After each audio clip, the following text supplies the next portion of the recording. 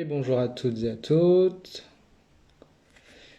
Bienvenue dans ce début de live. Alors comme d'habitude, le début est toujours en invité, donc vous avez la caméra qui bouge. Bonjour tout le monde. Ah bah toi ça marche direct, c'est très bien, comme ça tu peux parler pendant que... Bonjour tout le monde, bienvenue dans ce live assez exceptionnel pour le collectif Nous sommes les 4%. Je pense. Ah, Qu'est-ce qui se passe? Là. t'étais dans le mauvais sens. Ouais, exactement. Ah Hello mais Nico. Comment ça va tout le monde? Bah ça va bien et toi? Ouais, nickel. Ça va bien, voilà, ça va bien. normalement, toutes les invitations sont lancées. Et On va bonjour à con- toutes et à tous, bienvenue. Bienvenue dans le chat, bienvenue dans cette folle Bienvenue. aventure de ce soir. Oui, tout à fait, hein. Donc merci à toutes celles et ceux qui nous rejoignent. J'ai lancé l'invitation à François, donc d'Urban Comics, directeur éditorial, qui nous rejoint ce soir. Qui nous Donc on fait est ravis, l'honneur et le plaisir de nous rejoindre. mais tout à fait, D'accord. ravis qu'on puisse l'avoir et qu'il puisse C'est venir clair. prendre la parole avec nous, avec vous, pour parler un petit peu du marché des comics, d'Urban Nomad en particulier, qui va nous expliquer un petit peu son point de vue sur le marché. Cette petite Donc, chose-là. tout à fait, des petites choses. Donc on attend qu'il se connecte. Ouais. Hello le kit, hello tout le monde. Je vous fais pas des coucous dans le live, dans le chat, j'ai peur que ça. Ouais. On a notre envoyé spécial Nico qui va s'occuper du chat ce soir. On va essayer. Voilà. Je vous On va garantis essayer. pas. Des petits loupés, mais Voilà, de toute façon, la marque de fabrique, c'est la technique, donc ça va ouais, aller. ouais. Oui, donc tu vois là par exemple, Validé à j'arrive fond. pas, François arrive pas à se connecter. Alors François, normalement je t'ai envoyé une invitation. Tu as juste à l'accepter. Des fois ça bug un petit peu quand on est en Wi-Fi ou en 4G, il faut modifier son réseau.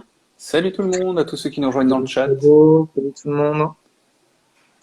Donc le live sera de toute façon en replay sur le compte Yes. Insta et on va essayer de le mettre en replay sur la chaîne YouTube du compte Nous sommes les 4%. Il faut juste que je Ouh. sache compter.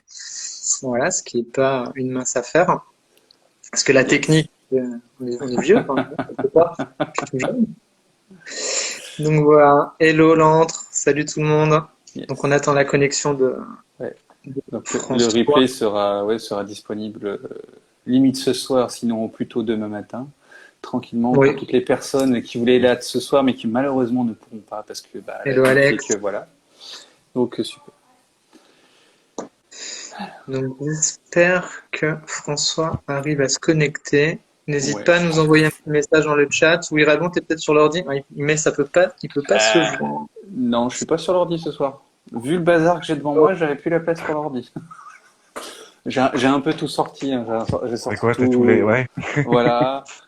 Et j'ai sorti aussi d'autres petites choses si on aborde d'autres sujets, donc Mhm. Alors Impeccable. voilà. François, si tu nous entends, des fois ça marche pas de l'ordi. Peut-être tu peux faire ta connexion du téléphone. Je sais pas sur quoi tu te connectes. Ouais. Parce que je sais que moi, quand je regarde sur l'ordi, je vois pas les petits ronds pour se connecter au chat, Ouais, c'est ça. au live.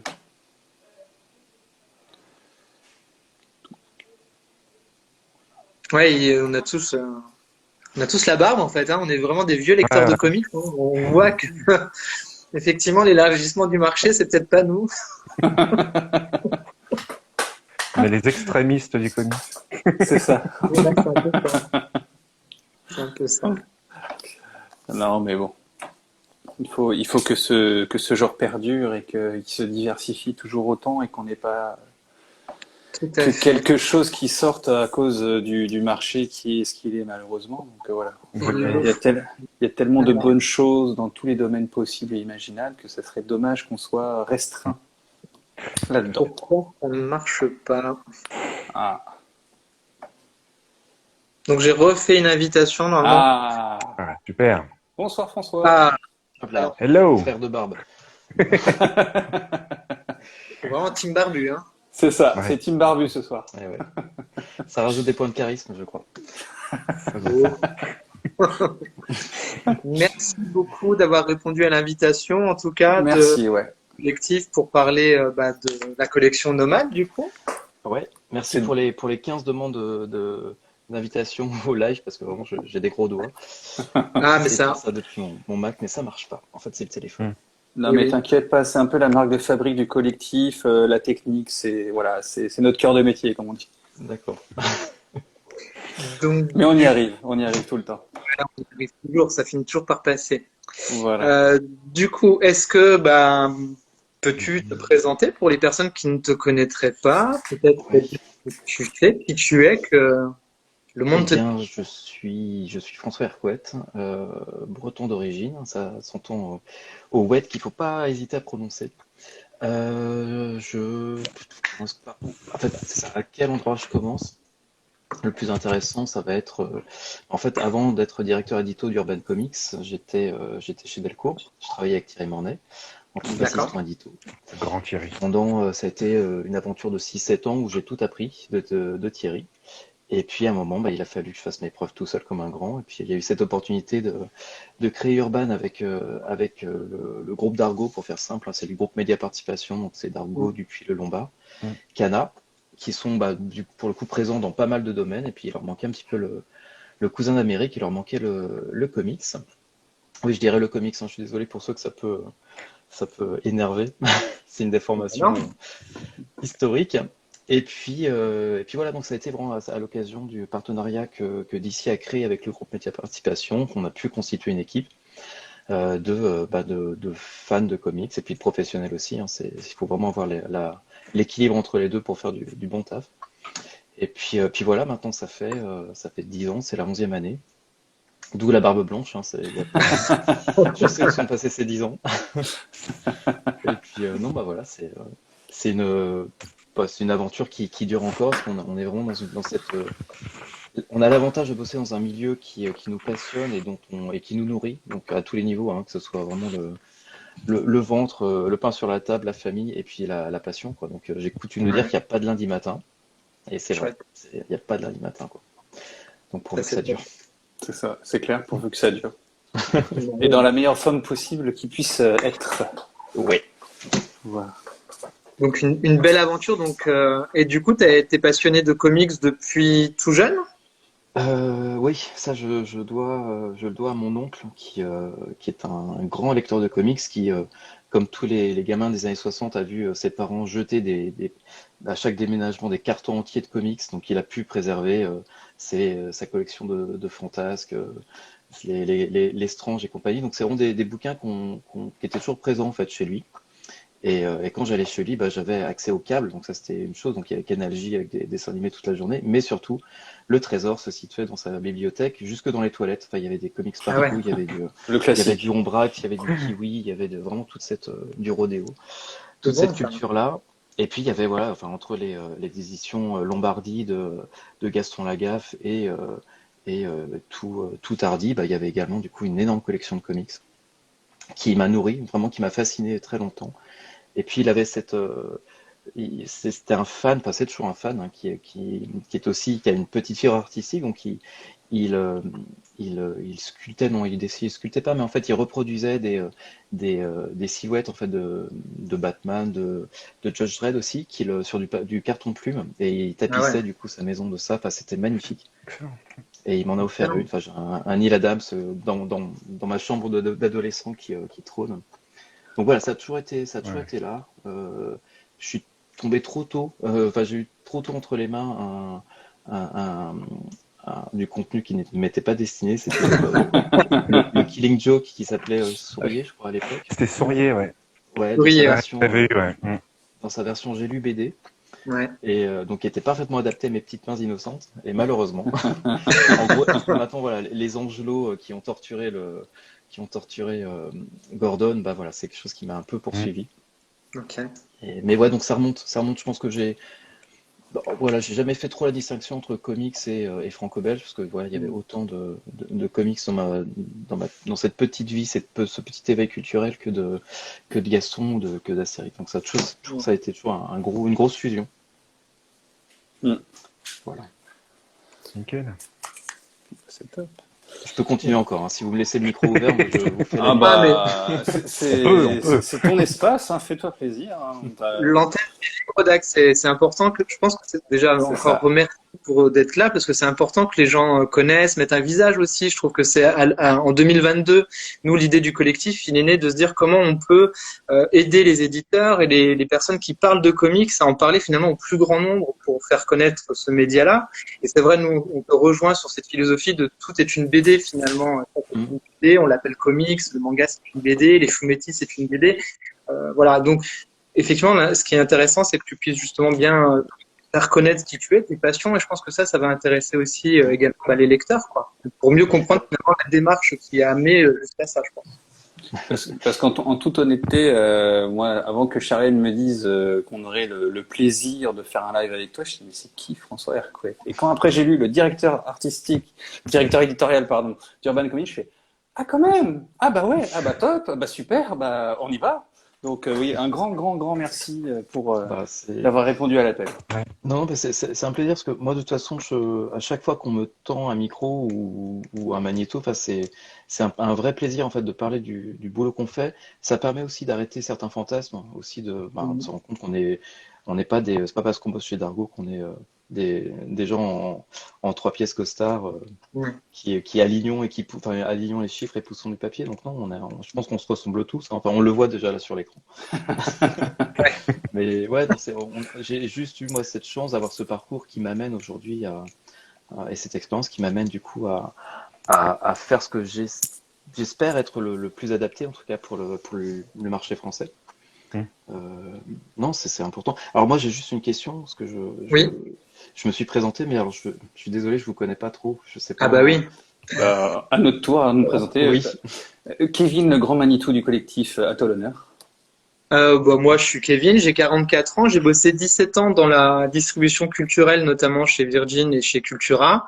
Et puis, j'ai fait une sorte de burn-out de tout ça, et donc je suis parti faire un métier complètement différent, m'occuper des autres au quotidien. J'avais besoin de retrouver le sens de l'humain.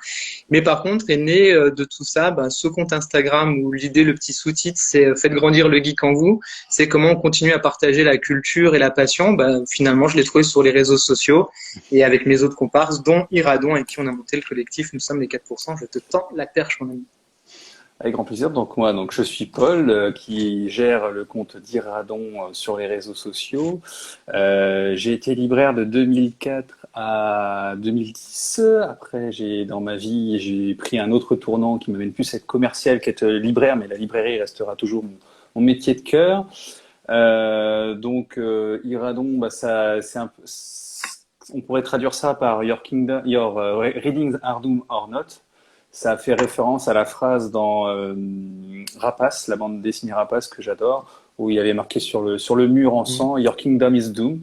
Donc j'ai fait un petit aparté sur ça, et voilà, c'est une passion commune, c'est une passion sur la lecture qui me dévore depuis très longtemps, et c'est vrai que je me suis replongé dans le comics avec le Batman de Frank Miller, qui était sorti en grande édition chez Delcourt, si je ne dis pas de bêtises, qui est sublime, qui est une vraie claque visuelle et scénaristique. Et après, j'ai pu arrêter. Et là, j'ai bien repris, d'autant plus avec ce nouveau bébé que tu as sorti, qui est tout simplement une magnifique chose, mais on va en revenir tout de suite après. À toi, Nico. Et donc Nico, libraire, dans un premier temps chez Cultura, et là que je viens de quitter pour me lancer dans la librairie indépendante. Super. Donc, voilà. Super. Donc fan de comics depuis très très longtemps grâce à mon grand frère, où j'ai découvert mon premier... je crois que ma première... premier comics que j'ai dû feuilleter, c'était les Daredevil d'Anno Nocenti. Et puis après avec The Dark Knight Returns. Et Sourier. Et Sourier. Quand à moins de 10 ans, c'est pas mal. C'était la version québécoise, non? Même pas. Non. C'était la version, je crois que c'était Comics USA. Ça, je crois. En grand format. Oui, il y a ça aussi. Ouais. Et du coup, pour la petite anecdote, moi j'ai commencé les comics, alors ça va te faire sourire, je pense, François, avec un autre François qui est le petit frère de Yann Graff. J'ai commencé, qui m'a fait connaître les comics grâce à V pour Vendetta. Donc, d'accord. Tu vois, qui sort en janvier dans cette magnifique collection. Tout au à passage. fait. Si je me trompe pas dans les sorties que j'ai vues, entre Non, autres c'est avec ça, d'autres, c'est la, avec la la suite vague, la de vague la 2, première vague. ouais, c'est ça. Ouais. Donc du Eh ben, coup, enchanté. alors, De même, pareillement. un grand plaisir. Pareil, voilà. Du coup, cette collection nomade, alors comment vous en êtes venu, Urban? Parce qu'on vous connaît pour vos grands ouvrages Mm. cartonnés avec du dos noir comme il se doit, pour finalement arriver avec cette collection-là. Qu'est-ce qui vous a amené à cette réflexion et à nous proposer ça? Euh, alors, si on remonte à la genèse de la chose, c'était il y a quoi? Il y a peut-être 4 ou 5 ans. Parce que non, alors c'est Ah vrai ouais. qu'il y a toujours les années Covid, faut un peu les rajouter à la fin. En Mm. ressenti, ouais, ça doit faire, on va dire, au moins 5 ans. Je passais aspirateur chez moi parce que c'est quelque chose que j'aime bien faire. J'aime bien nettoyer mon appartement à l'époque. Et puis j'avais donc dans cet appartement dans lequel j'habitais avec ma copine, euh, elle était en pleine lecture en fait de saga. Et Très donc bonne vous voyez chose. un grand format. Ah oui, Mm. Mm. Très elle a très des goûts bonne très chose. sûrs. Elle lit peu de comics, mais elle a des goûts très sûrs. Et Tant en fait, mieux. elle avait rendez-vous, elle devait en gros prendre les transports en commun, puis elle a dû poser sa gare alors qu'elle était en plein milieu, et évidemment passionnée. Et moi, passant l'aspirateur, donc vraiment avec l'esprit qui vagabonde un petit peu partout, je me suis dit, mais c'est trop con en fait. C'est trop con qu'elle puisse pas continuer cette lecture Mm. et qu'on ait, bah, alors, certes, notre format il est chouette, mais voilà, ça empêche, ça interdit certains usages. Et, euh, et donc voilà, la graine était plantée, puis j'étais à un moment où je voulais. Enfin, vraiment, la première forme, ça a été ça. Ça a été vraiment cette espèce de la même manière qu'il y avait un format poche je sais pas, pour les magazines Mm. féminins. Bah, j'imaginais du coup la même chose pour nos bouquins. Donc voilà, j'avais envoyé un mail déjà à l'époque à Paul Scorteccia, donc qui est notre directeur, celui qui détient les cordons de la bourse, en lui disant voilà, je pense qu'il y a quelque chose à faire, mais on va dire que le temps ou l'époque n'était pas encore propice. Et donc je gardais toujours cette idée. Et puis c'est quelque chose qui a forcément maturé et qui arrive aujourd'hui à un moment qui est assez intéressant. Enfin, moi, je suis pas du tout numérologue ou quoi que ce soit, mais je Mm. crois pas mal aux révolutions, on va dire un petit peu symboliques. Enfin, tous les 5 ans, il y a des cycles qui se mettent en place. Mm. Je dis pas que non, je dis que je suis pas de numérologue, mais je vais vous parler des Aztèques tout à l'heure. Mais voilà, il y a en tout cas c'est l'importance du chiffre 5. Et puis, on arrive au bout de 10 ans avec 2 cycles où on a en gros redéfini ou installé un standard qui était bah, ce que tu as montré tout à l'heure, Kevin, les grands formats cartonnés, dos noir, quatrième de couverture noire. Bref, on a vraiment mis en place cette charte graphique qui était très forte. Trop forte pour certains, ça c'est vraiment quelque chose qu'on peut aussi discuter. Mais voilà, je me disais, il y a moyen en fait de faire quelque chose. Et puis il y avait depuis ce fameux coup d'aspirateur et la lecture de Saga de ma copine et aujourd'hui, il y a quand même eu d'autres expériences que j'ai pu voir. Enfin, je crois que c'était à la gare d'Angoulême, je voyais quelqu'un qui lisait, qui avait sur ses genoux, qui posait très religieusement son Sandman, donc la version à Euh, 35 euros. J'avais mal pour lui, j'ai vu pareil quelqu'un ouais. lire Preacher dans le métro, je fais voilà, il faut Mm. vraiment faire quelque chose. Et C'est donc voilà, clair. je me suis nourri un petit peu de ces expériences-là qui sont vraiment de l'expérience personnelle. Et on a un peu toujours fonctionné comme ça avec Urban, c'est qu'on a, que ce soit la première forme des bouquins, ces bouquins très chartés, cartonnés, c'était les livres qu'on voulait avoir chez soi. Oui. Et c'est ce qui a défini cette première génération de livres. Et puis, du coup, bah, cette réflexion s'est nourrie, a évolué, jusqu'à arriver aujourd'hui à Nomade, qui est cette collection, on va dire, de complémentaires, qui ne va pas remplacer le cartonné, jamais au grand jamais, mais Mm. qui peut, voilà, par son côté pratique, tout simplement, ben, et puis par le prix, hein, parce qu'on est vraiment aussi sur cette donne importante, je pense qu'on est capable en fait, d'agrandir un petit peu le réservoir en fait, de lecteurs et de lectrices. Et puis il y avait vraiment après c'est plus, on va dire, c'est une espèce de petite satisfaction intellectuelle.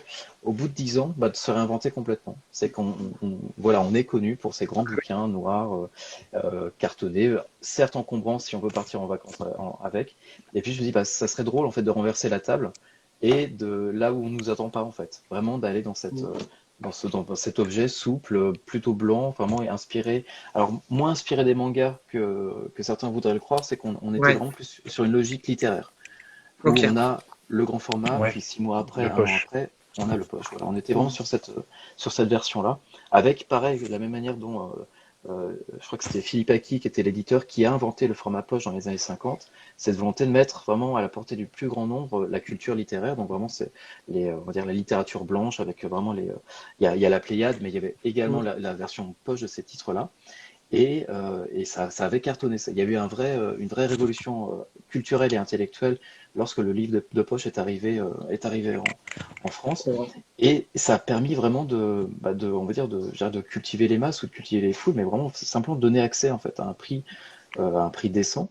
Et ça permettait également de révéler certains bouquins qui n'avaient pas forcément trouvé leur public ou qui n'avaient pas trouvé un succès dans leur grand format. Je pense notamment au Grand Maulne, qui n'avait pas du tout cartonné en fait lors de sa première publication et qui, découvert par des milliers et des millions de lecteurs, est devenu un carton. Donc c'est moi quelque part un petit peu le endgame un petit peu de Nomade, c'est de pouvoir à terme intégrer dans nos vagues en fait des titres un peu plus confidentiels et de les faire redécouvrir.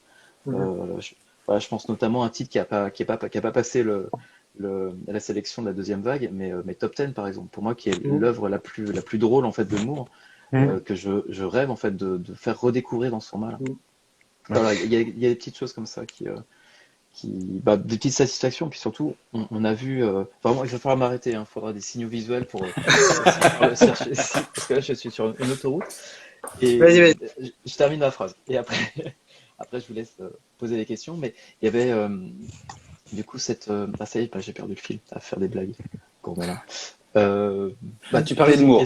Tu parlais de Moore. Tu parlais de. Ouais, je parlais de Moore, puis voilà, de cette possibilité d'ouvrir et d'élargir un petit peu ce qu'on peut publier, notamment en Nomade. C'est que vous l'avez vu, il n'y a pas que du super-héros. Il n'y a pas que du Batman pour une fois. Merci. Oui. Merci. Merci.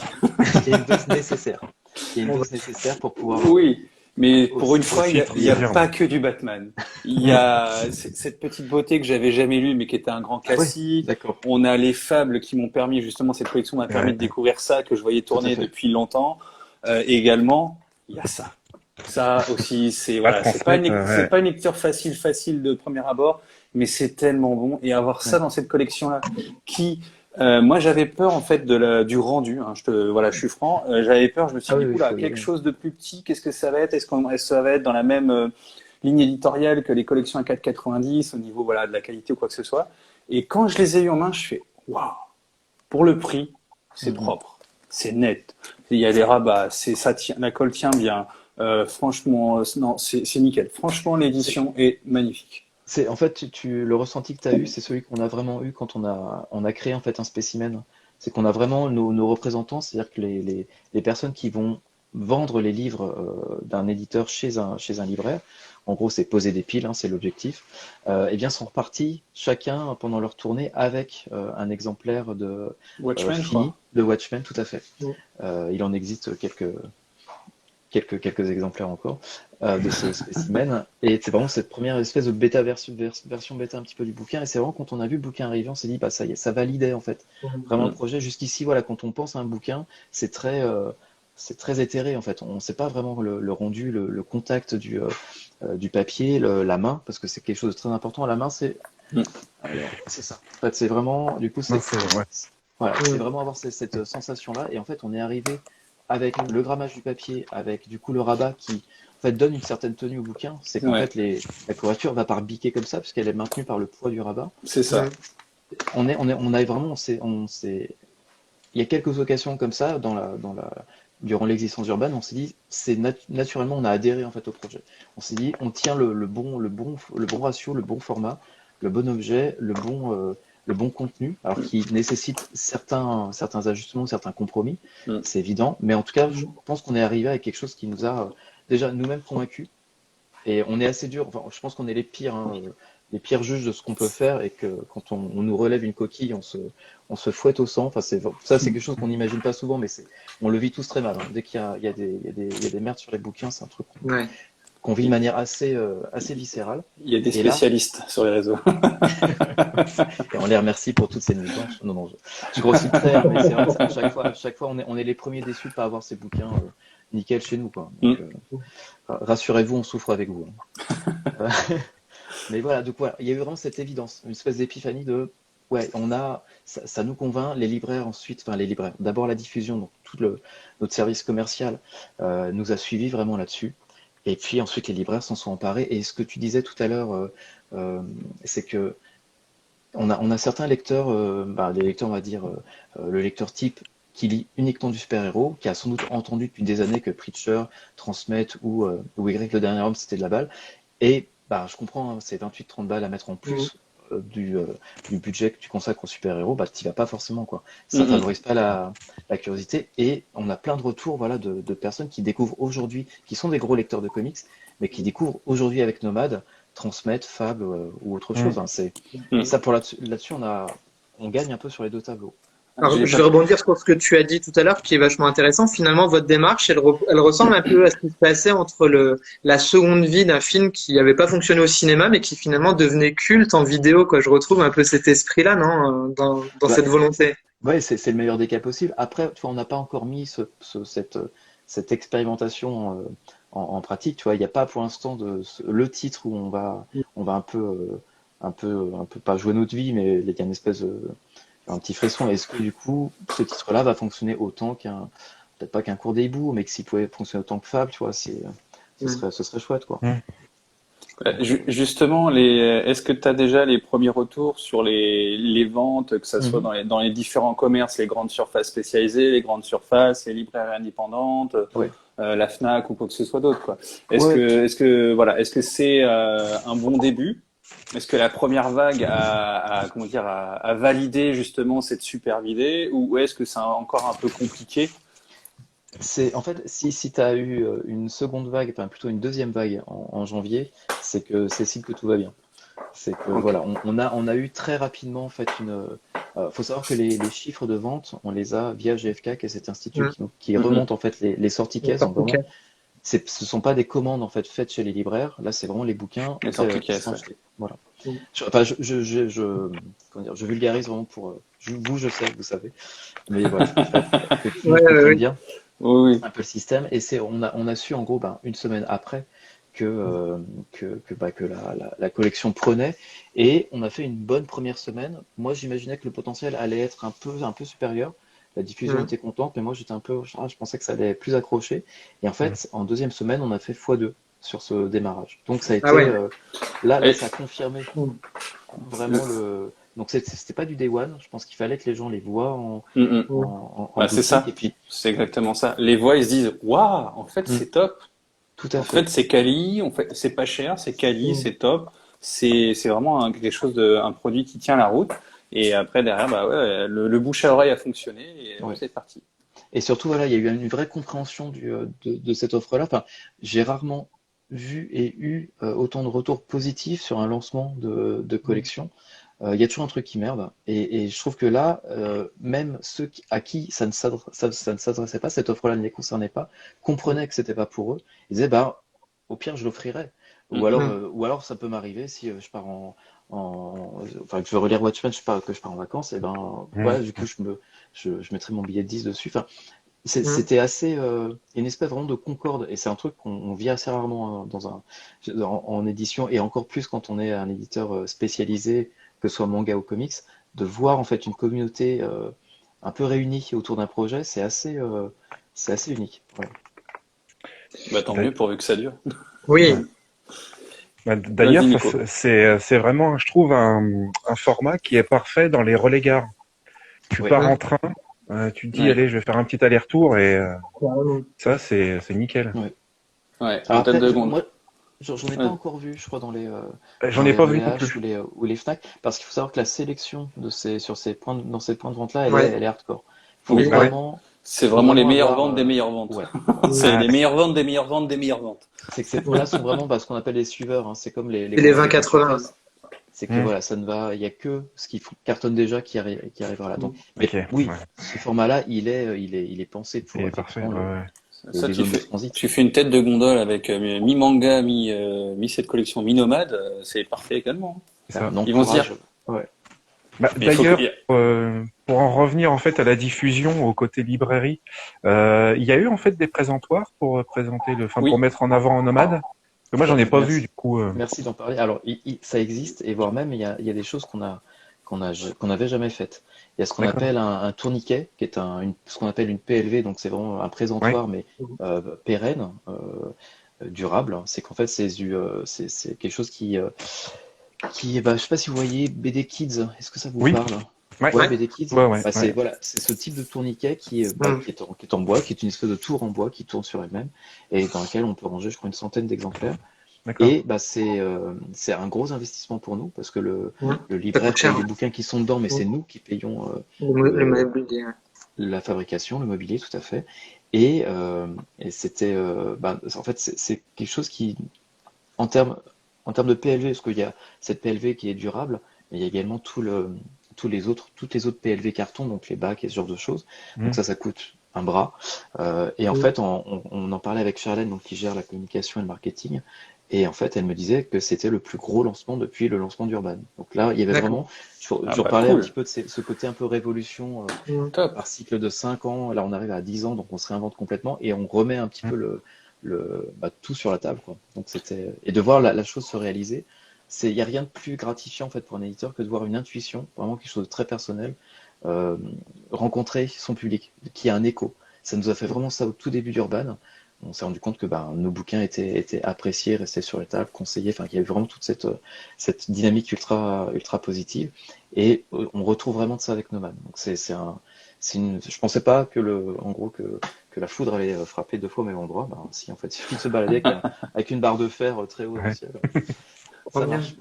Et petite précision, PLV, c'est-à-dire publicité sur lieu de vente. Pour ceux qui ne connaîtraient pas l'acronyme, Le petit voilà. jargon. Voilà. Merci. Alors moi, j'ai une petite question concernant le choix éditorial de cette vague 1, parce que je te cache pas que je suis ravi d'avoir transmettre dans cette vague 1, Pareillement. qui est mes comics Pareillement. chouchou de cœur. Et comment vous avez décidé finalement de cette première salve de titres? Euh, En fait, au tout début, moi j'avais vraiment pour but j'ai pensé Nomade presque pour tout sauf du super-héros.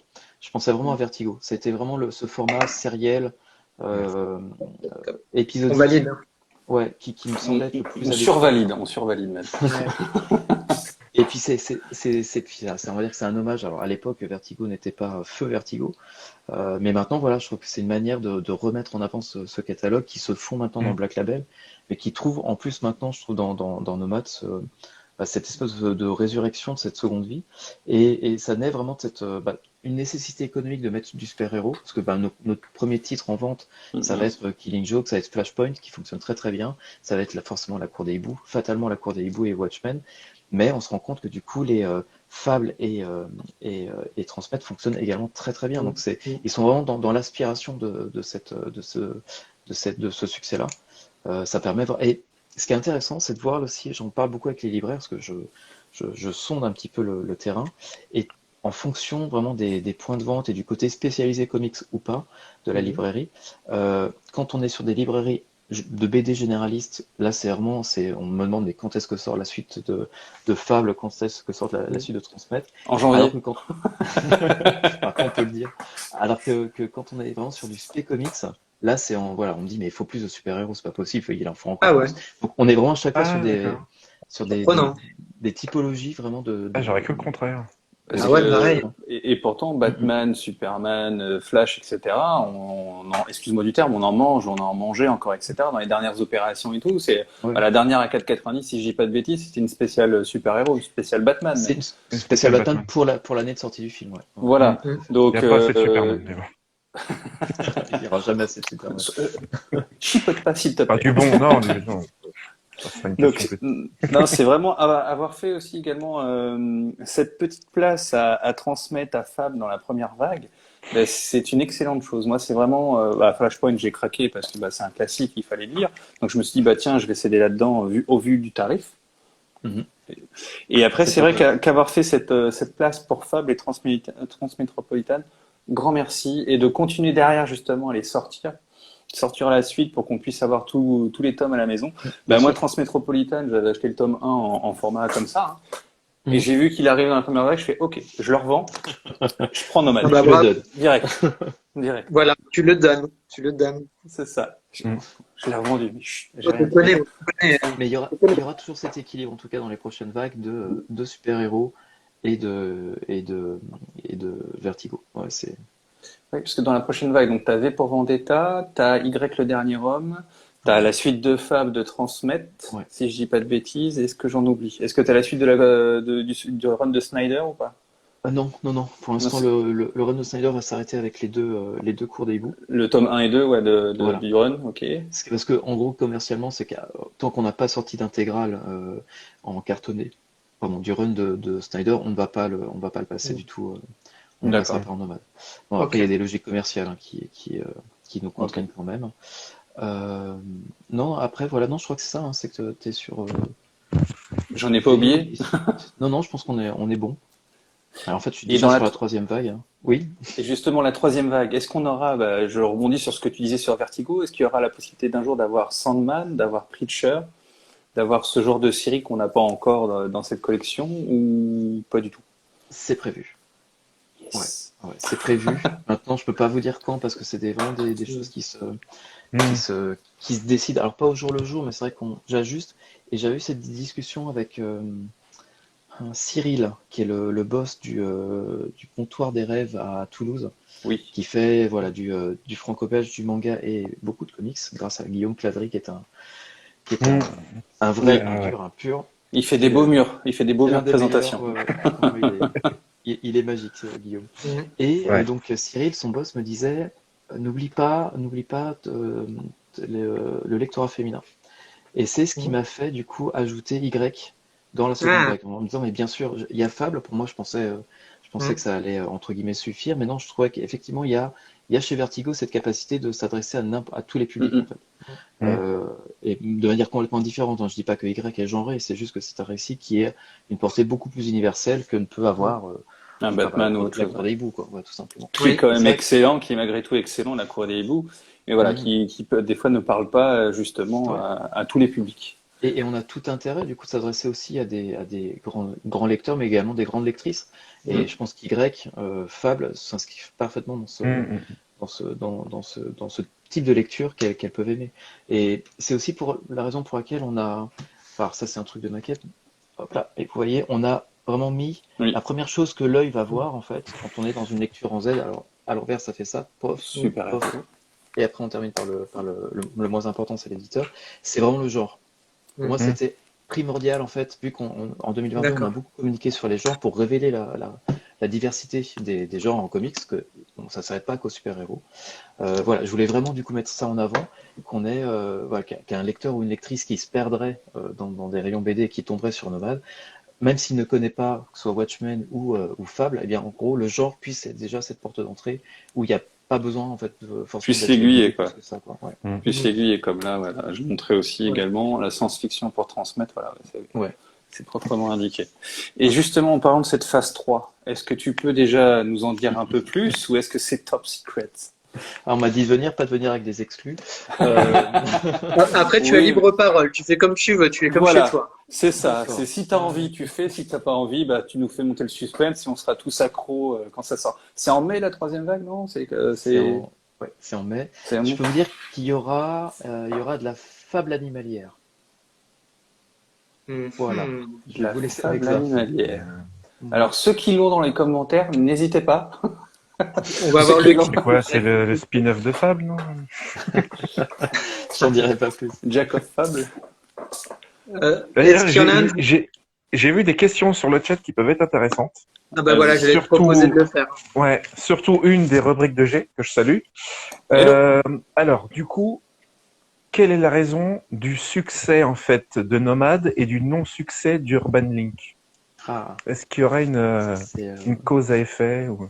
Bah non, il n'y a pas de cause à effet. Je pense pas que le succès je pense pas qu'il y ait de lien. Mais alors, par contre, pour l'explication, en fait, faut développer la problématique de la bande dessinée young adulte en librairie, de la compréhension en fait de ce genre-là, parce qu'autant la litté young adulte c'est maîtrisé, enfin depuis Harry Potter, les libraires savent quoi en faire. Autant la BD, c'est autre chose. C'est qu'on a rencontré avant de lancer Link, on a rencontré beaucoup de libraires, de réseaux de libraires, et les réponses qu'on avait, c'est que par exemple, quand on leur donnait quelques heures, je sais pas, genre, je pense à cet été-là, ou enfin ce que pouvait faire Gallimard Jeunesse ou Rue de Sèvres, eh bien, c'était des bouquins qui souvent atterrissaient à côté des Simpsons et Urban Kids, et vraiment en jeunesse, quoi. Ce qui fait que parfois, quand on tombe sur un bouquin qui traite du suicide chez les ados, et les parents reviennent souvent un petit peu pas contents, quoi, des bouquins qui peuvent se retrouver dans les mains de leurs enfants. Et il y a eu déjà en fait un problème de compréhension de ce que c'était le young adulte, qui est toujours très compliqué à définir. C'est juste en gros une BD qu'on peut lire gamin et qu'on peut continuer à lire toute sa vie. Mais il n'y a pas de rayon qui existe pour ça. Donc en fait, on s'est heurté vraiment à cette compréhension-là. Je pense que c'est pas quelque chose qui est dans notre culture non plus. C'est que autant aux US, il n'y a eu aucun problème pour le développement de ce qui était Inc. Chez DC Comics, enfin, de toute cette culture young adulte. Puis on le voit avec d'énormes succès de librairies qui se retrouvent pas forcément chez nous. Je pense notamment à un titre comment ça s'appelle, Renata, un truc qui s'appelle, ça s'appelle Smile, qui est publié, je crois, chez Achilleos, qui est un carton, mais américano-américain, mais qui se vend par dizaines, voire centaines de milliers d'exemplaires, qui en France cartonne pas du tout. Donc je pense qu'on est sur des barrières culturelles à ce niveau-là, et on va dire non pas une incompréhension, parce que si on n'a pas réussi, enfin, on est aussi responsable de ne pas avoir réussi à faire passer le message, mais des libraires en tout cas, qui en plus n'aiment pas trop voir un éditeur arriver avec un discours marketing en disant ça c'est du young adulte, ça c'est pour tel âge à tel âge. En gros, on lui retire en fait sa capacité de conseiller un bouquin. Alors on pense pouvoir l'aider, mais non, en fait, quand on arrive avec des choses trop marketées, le libraire français en tout cas se dit non, c'est mon rayon, c'est chez moi, c'est ma voiture, ma musique, donc je fais ce que je veux, quoi. Donc voilà, je pense qu'il y a un agrégat de plusieurs petits problèmes. Après, ça n'a pas empêché des succès naturels de naître. Je pense notamment, en gros, au titre de la première vague, ça a été de Link, hein, pas de Nomad, on digresse un peu, mais ça a été le Harley Quinn Breaking Glass ou le Teen Titans Raven, qui ont très très bien fonctionné. Vraiment, là, on est même à des niveaux de vente qui sont 5 à 6 fois supérieurs à la moyenne de la collection. Également, un truc à noter aussi, c'est Middle West. Oui, Scotty Young. Ouais. D'ailleurs, j'ai une question, Middle West. Ouais. Vas-y, je t'en prie. D'accord, qui fonctionnait bien, en fait, correctement, on va dire, sans plus, avant sa sélection à Angoulême, et quand il a gagné le prix, là, ça a été... moi, j'étais très content de me balader dans les librairies du 9e avec des parents qui demandaient au libraire, mais est-ce que vous auriez Middle West pour ma fille? Yes. Oui. Enfin. Mais je veux dire que sur la vingtaine de titres qu'on a publiés, on a vraiment 5 succès. Et il y a Something is Killing the Children aussi qui était sorti en Inc, si je dis pas de bêtises, qui a légèrement plus fonctionné quand il est ressorti en format normal. Hein, tu m'excuseras pour le normal plutôt non, qu'en pas de Inc. problème. Non, merci de remuer la machette dans la ouverte. Je vais avouer que je l'ai pas acheté en Link justement parce que j'espérais un jour, pourquoi pas, qu'il sorte dans un format, on va dire, plus classique ou le prendre en VO. Parce que voir dans un petit format, en fait, moi j'ai un problème avec le petit format, c'est pour ça que j'ai pas encore sauté le pas avec les nomades. D'ailleurs, est-ce que Middle West aura peut-être le même destin que Something the Children ou pas? Pour aller avec, on va dire, avec les Night Fairyland. Non, je vais pas répondre maintenant. Ça sera pour le deuxième live. Voilà, pour le deuxième live. Oui, voilà, exactement. Les secrets, l'envers du décor. Et non, mais après c'est ça, c'est que typiquement le Something, c'est un truc, c'est pour le coup une mauvaise intuition. C'est que et aussi une mauvaise analyse de ce marché-là, c'est que je pensais que du coup le public de Link était des lecteurs et des lectrices autonomes, en gros qui choisissaient eux-mêmes leur lecture. Sauf que on s'est rendu compte que avec les retours qu'on avait, non seulement et de proches et de libraires, que ces livres-là étaient lus par une cible plus petite, enfin plus jeune en fait, que ceux à qui Pour nous, on était à partir de 14 ans, c'était nos lecteurs, nos lectrices. Et pas du tout. On s'est rendu compte que c'était plutôt du 11-12 ans. Ah ouais. Et à cet âge-là, c'est encore les parents en fait qui conseillent les livres et surtout qui les achètent. Ce qui fait que Something, tu l'ouvres, tu fais non. C'est ça. C'est un peu comme Sweet Tooth quand ils ont vu la série et qu'ils se sont dit ah oui, j'ai 9 ans, je vais aller acheter le comics. Non, tu vas pas prendre le comics. Non. Ouais, Non, pas le chapitre 2, pas le C'est chapitre ça, 2. c'est ça. Continuez à regarder la série, ça sera mieux. Mais non, pas le comics, pas tout de suite. Attends un petit peu, parce que sinon derrière, ça va être le psy. Donc, cool. mais ouais. Mais typiquement Something, bah, c'est la preuve on n'a pas toujours raison et que faut savoir aussi le reconnaître. Hein, c'est que dès qu'on a eu l'occasion de relancer la série, et puis avec l'importance que prenait James Tynion Ford, Oui, oui. on pouvait pas rester en fait avec ce, ce, ce potentiel qui n'était pas réalisé. Donc voilà, Ouais. on Petit a acte manqué, on va rectifié dire. un petit peu le tir. Petit acte Mais ça, manqué ouais, qui s'est rattrapé par la suite, parce que je crois que vous avez Oh, sorti après les 2 premiers tomes à 10 €, si je dis pas de bêtises. c'est ça. Ça a été vraiment aussi un investissement là-dessus, et puis une volonté de réinstaller et relancer la série. Il y a eu le pack, il y a eu pas loin derrière, il y avait le House of Slaughter, du coup le spin-off. Mm. Mm. Puis depuis, voilà, on a vraiment un rythme très régulier sur la série.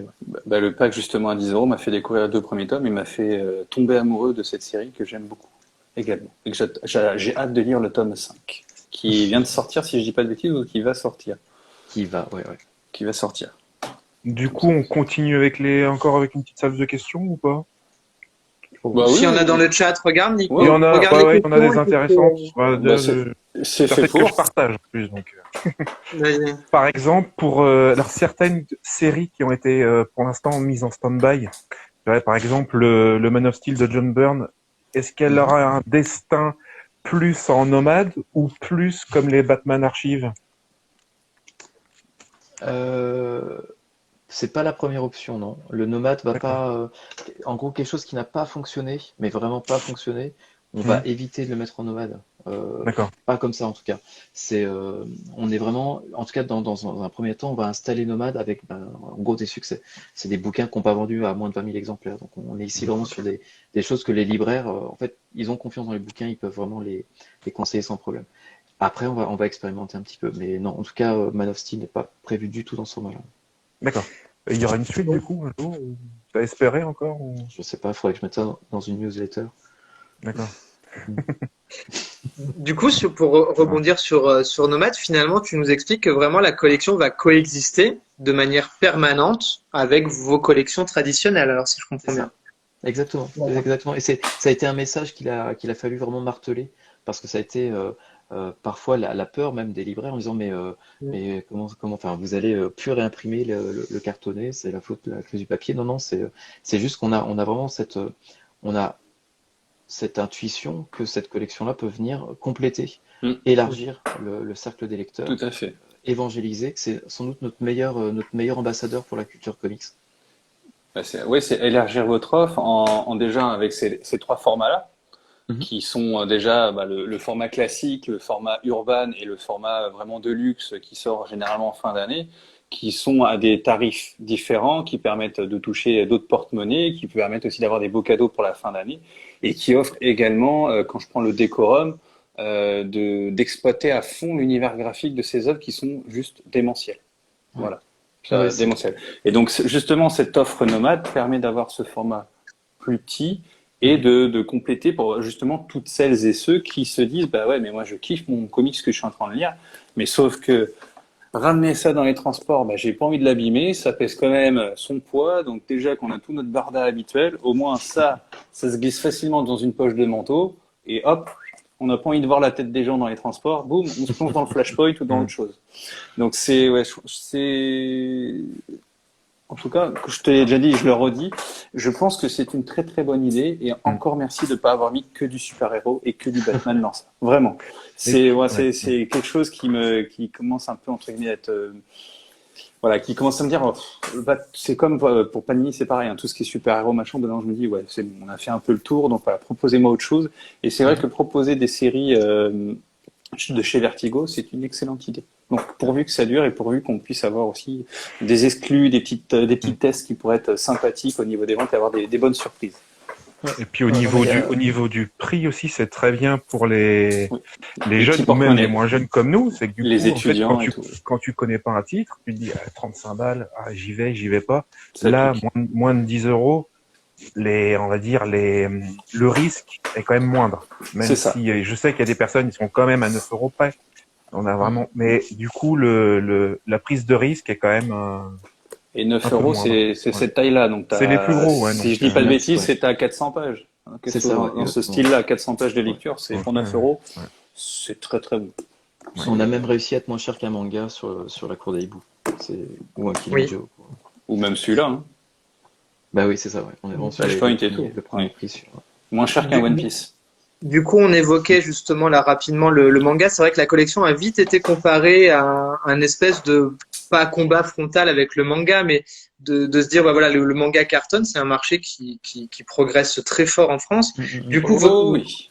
ton positionnement, toi, en tant que qui fait partie du milieu, c'est quoi vis-à-vis de Nomad face au manga? Est-ce qu'il y a de la concurrence? Pas du tout. Est-ce que c'est quoi ton ressenti par rapport à tout ça? Non, bah d'abord on a essayé de copier à fond, hein. On a tout passé en noir et blanc et on a imprimé à l'envers pour voir ce que ça allait donner. Non. Ça a Non, parce que raté. Ça a raté. Hein. le prototype il est parti directement à la poubelle. L'imprimeur Non, est nul. comme je disais tout à l'heure, c'est vraiment que l'idée est née il y a vraiment très longtemps. C'est un truc qui mature Ouais. et qui arrive aujourd'hui en sa forme finale. Euh, on va dire malheureusement au pire moment. C'est que au pire moment, en termes de conjoncture économique, c'est Mm. vrai qu'au moment où parfois on se dit bah déjà la culture est un luxe, mais le comics c'est encore un degré au-dessus. Et Bah, c'est maintenant, vrai la que BD franco-belge est encore aussi au-dessus, voilà. vu le tarif, comment ils ont explosé. Mais on arrive aussi du coup avec cette collection budget en fait au final qui Mm. vient équilibrer je pense un petit peu la perception qu'on pourrait avoir. Après cette collection elle n'augmentera pas de prix. Je peux pas garantir la même chose pour le reste des bouquins, mais en tout cas voilà cette collection là elle a un prix qui est fixe. On a voilà tous nos comment dire nos calculs d'amortissement en fait sont basés vraiment sur cette économie là. Déjà, c'est une excellente nouvelle. Ouais, Donc Ouais. là, c'est avec la hausse prévue en janvier, donc il n'y en aura pas pour les nomades. non. Du Non, coup, non, ok. ça ne bouge C'est pas. très bon à savoir. D'ailleurs, pour preuve, hein, c'est que vraiment ça ne bougera Faut pas parce que imprimer. c'est Ouais. imprimé, donc ça ne peut pas bouger. Ah oui, Contrairement au code qui c'est permet pas de. des codes, ouais, c'est pas des C'est codes pas les d'urbain codes, ouais, effectivement. habituels. Tout à fait, tout à fait. Donc ça, c'est Et, une excellente nouvelle. Ça peut et justement amener des gens qui n'ont plus forcément le Mm. budget à mettre à 35 c'est ça, euros de se rediriger vers Nomade et de continuer à kiffer exactement. les Continuer parutions. à découvrir du comics, ouais, C'est c'est ça. vraiment l'idée. Et par rapport en fait au manga, à l'omnipuissance du manga, l'omnipotence, Mm. euh, Qui fait très c'est mal. Ouais, non, enfin moi je suis content en fait de voir des gens en librairie. Mm. Je trouve que plus il y a de lecteurs et de lectrices, et plus au final même sur quelque chose qui est très particulier comme le manga où on peut avoir des lecteurs et des lectrices très on va dire monomaniaques ou très exclusifs par rapport à ce qu'ils lisent. Je J'aime à penser que sur ces millions de lecteurs, et bien même à la marge, en fait, si on les récupère si on en récupère quelques dizaines de milliers pour ou le franco-belge ou le comics, bah, ce sera toujours du positif. Donc là-dessus, moi, j'ai Exactement. Mhm. aucun souci. Et je trouve même qu'il y a des expérimentations qui sont intéressantes de la part des libraires. C'est qu'ils tentent en fait de mettre notamment le tourniquet, la PLV permanente, de la placer en fait à la frontière de leur rayon manga Mm. comics ou manga roman graphique, et du coup de voir un petit peu la perméabilité de ce format-là, quand en gros ils ont terminé leur collection de One Piece. Est-ce que du coup derrière, ben, est-ce qu'on enchaîne sur un cours des hiboux ou pas? Enfin, bon. Et je trouve Mm. qu'il y a vraiment ce côté implantation, vraiment la manière dont l'endroit où les bouquins sont disposés en librairie, il y a des choses à tenter là-dessus. Mhm. Tout Mm. à fait. Mm. Mm. Du coup, Superbe. pour rebondir sur le prix là, alors après tu n'es pas obligé de répondre, hein. Comment vous avez réussi finalement avec toute la crise actuelle de l'énergie, le prix du papier, comment vous avez réussi finalement à stabiliser ce niveau de prix et de l'avoir aussi bas? Euh, Bah c'est ça, quoi qui se passe? c'est la magie de personnes dont c'est le métier. C'est notre fabricant, c'est la personne qui est en contact avec les imprimeurs, Ouais. qui va s'assurer que les stocks de papier sont bien là, qui seront livrés et à temps et au prix et au prix négocié. Donc ça, c'est Mm. vraiment toute cette partie logistique qui est assurée en amont. D'accord. Et puis, on n'était pas au moment où ces achats de papier ont été faits, on n'était pas encore, enfin, l'augmentation s'était faite, mais on n'était pas encore à des prix aussi élevés et aussi hors sol. Donc D'accord. voilà, on a bénéficié de ça. Maintenant, bah, toute la magie justement de notre fabricant, de Benoît, ça va être bah, de reproduire le miracle une deuxième, troisième, quatrième et cinquième fois. Mais voilà, on n'a pas, on n'est pas, on est plutôt en confiance. Et en parlant de quatrième, cinquième fois, vous avez déjà prévu un nombre de phases pour les nomades précises, ou pour l'instant, voilà, vous vous dirigez vers la troisième tranquillement, et derrière, est-ce que vous allez en avoir une quatrième, cinquième? Ouais, il y aura au moins 2 vagues, non 3 vagues sur 2023. D'accord. Et puis après, on verra si, une fois que la collection sera bien installée, bien identifiée, si on passera cette production-là, plutôt que de la traiter par vague, peut-être la couler en fait dans la D'accord. production D'accord. par trimestre, par exemple. Voilà, ça Ok. c'est pas encore arrêté. On est Hmm. encore en train d'observer la manière dont l'écoulement se fait. Donc au minimum 4 vagues, quoi, si je comprends bien, si je calcule bien. La vague de 2022 et 3 vagues en C'est ça. 2023. Ouais. Ok. Ça va. 3 plus 1, ça va, j'y arrive encore, c'est bien. Pas mal, hein. Bravo. T'as vu? Quel talent. Donc les séries comme Fable ou Transmet là qui sont commencées, elles seront complètes en nomade, Oui, quoi qu'il arrive. oui, Ouais. oui. Ouais, t'as raison d'insister là-dessus parce que ça a été Ouais. aussi source de quelques Mhm. incompréhensions. Oui. De, ils font que le 1 et le 2 pour nous mettre sur le cartonnet après. Non, non, tout ce qu'on a commencé, on le termine. Ok. C'est pour ça que Encore. à la vague 4, je crois qu'on aura terminé les transmettre. Oui, parce que je crois qu'il y a 5-6 tomes en Il y en a cartonné. 5, ouais. Si je Il y en a dis, ouais, 5. 5 tomes. 6 pour Preacher et 5 pour Y. Oui. Ouais. Et Fable, il y en a un peu plus, je crois. Ouais, Il y en a Fab, il y a 10. un paquet, hein. Il y en a 10, je crois, si je dis Ouais, pas de bêtises. tout à fait. Ok. Alors moi, j'ai des petites questions. Si vous me laissez parler, j'aime bien poser des questions. Donc, Bah, fais-toi plaisir. j'ai deux questions. La première, c'est, on l'a évoqué nous quand on a fait quelques lives là, avec le collectif, parce que justement le collectif est né de se dire, bah voilà, le marché du comics en France, c'est que 4% des lecteurs globaux sur la La BD. BD. Et donc du coup, qu'est-ce qu'on peut faire nous pour aider? Bref. Mhm. Et on À sait que notre quand vous niveau. êtes arrivé avec notre niveau, avec cette collection-là, on sait que la concurrence va vous regarder. Donc du coup, est-ce que tu échanges avec peut-être des connaissances que tu as dans le milieu? Est-ce que tu sais un petit peu si c'est regardé, ce qu'ils en pensent, tes concurrents ou pas? Non, je t'avouerai que Merci. Non, allez, question suivante. j'ai pas eu de discussion sur le sujet avec Pani parce qu'on a très très peu de contacts, hein. T'inquiète, Avec nous aussi. Thierry. Ouais, on a Avec contact. Thierry, je Est-ce sais pas qu'on a si vraiment je sais plus si on en a parlé avec Thierry. Et celui-là, ça fait une paye qu'on n'a pas parlé. Donc je saurais pas dire. Je sais pas. On verra la Ok. manière dont c'est reçu. On verra si c'est suivi ou s'il y a quelque chose derrière qui y ressemble. Et non, vraiment, je sais pas du tout. Et toi, personnellement, pour le marché, est-ce que tu penses que ce serait bien de voir d'autres initiatives comme ça aussi pour l'élargissement global, comme tu disais, Hum, du marché? Moi, le truc que je voyais en fait, la volonté derrière Nomad, c'est de remplacer en fait à terme les opérations à 4,90, Ah qui bah, sont, oh la prochaine question, mais quel talent. c'est tout ça est très répété, hein. l'anticipation? Quand le On talent est passe la réuni, journée. ça donne ce live, quoi, c'est tout. C'est qu'en fait, on a fait quoi? On a fait 3 OP à 4,90 qui sont, Ouais. comme le nom l'indique, éphémères. C'est une opération qui ne dure pas dans le temps. Et pour moi, c'était un petit peu la limite de ce Ouais. truc-là, c'est que on allait donner rendez-vous à des gens qui allaient peut-être lire du comics une fois par an parce que Mm. effet d'aubaine, Mhm. ils avaient 10 bouquins à 4,90. Et moi, j'étais un petit peu, j'étais pas tout à fait en phase avec ça. Alors oui, ça fait un gros chiffre d'affaires, ça c'est super. La rentabilité là-dessus, elle est pas non plus énorme. Et surtout, je voyais qu'à part quelques exceptions près, j'ai pas vu en fait ces dizaines de milliers de lecteurs ou d'actrices arriver en plus sur À la catalogue. basculer. Mhm. Et là où je crois beaucoup plus déjà à développer une habitude de lecture, notamment avec les séries que sont Fable, que sont Preacher, que sont Y, de vraiment avoir ce rendez-vous de gens qui vont pas lire de manière uniquement ponctuelle une fois dans l'année du comics, mais qui Mm. vont du coup finir par aimer ça, quoi. Si Fable vous enchaînez les, enfin, il y aura du coup forcément cette habitude qui sera prise, Mm. et ça me semblait beaucoup plus pérenne et beaucoup plus intéressant que de multiplier les opérations à 4,90 ou Mhm. moins cher.